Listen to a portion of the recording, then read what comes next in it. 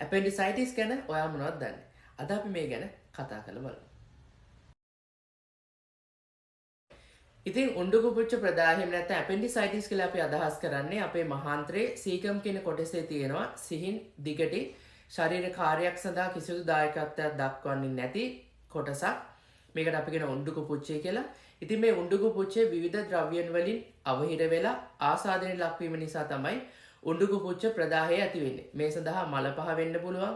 එහෙම නැත්නම් පරපෝෂිත පණුවන් වෙන්න පුළුවන්. ඒ වගේම තමයි ශරීරයට පිටතින් ඇතුළත් වෙච්ච ආගන්තුක ද්‍රව්‍ය සහ කලාතුරකින් පිළිකාමය තත්ත්වයන් නිසා මේ උණ්ඩුකුපුච්ච ප්‍රදාහය ඇති වෙන්නට පුළුවන්. ඉතින් රෝග ලක්ෂණ ගැන කතා කරොත් ඇති වෙන ප්‍රධානම රෝග ලක්ෂණය තමයි උදරයේ ඇති වෙන වේදනාව, තද වේදනාවක් ඇති වෙනවා.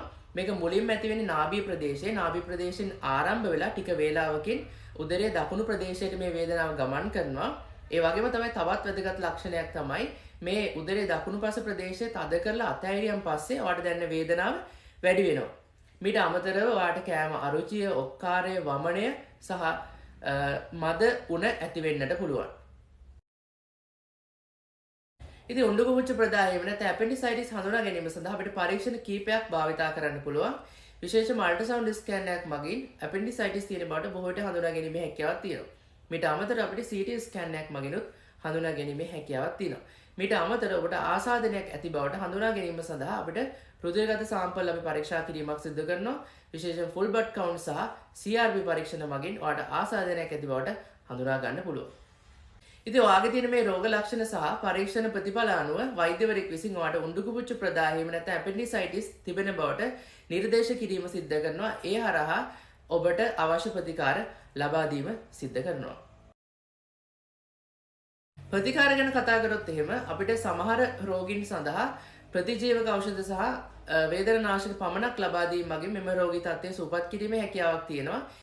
ඒ වගේම තමයි මේ ප්‍රතිජීවක සහ අදාළ වේදනානාශක මගින් පාලනය කරගන්නට නොහැකි රෝගීන් සඳහා ශල්‍ය කර්මයක් සිදු කිරීමට අවශ්‍ය වෙනවා. ඉතින් ශල්‍ය කර්මය ගැන කතා කරොත් එහෙම මේ ශල්‍ය කර්මය ඇපෙන්ඩිසෙක්ටොමි කියලා අපි හඳුන්වනවා.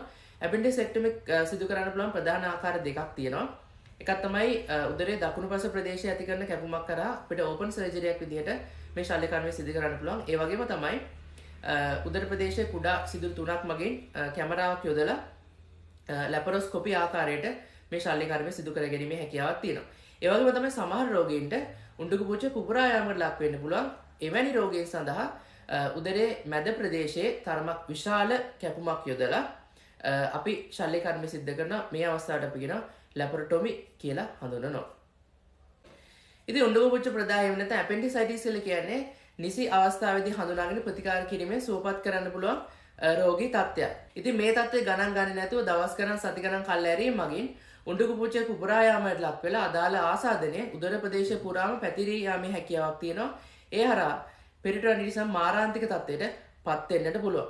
ඉතින් මේ රෝග ලක්ෂණත් ඔයාලට තියෙනවා නම් අදාළ පරීක්ෂණ සිදු කරගෙන ප්‍රතිකාර ලබා ගැනීම ඉතාමත් වැදගත්.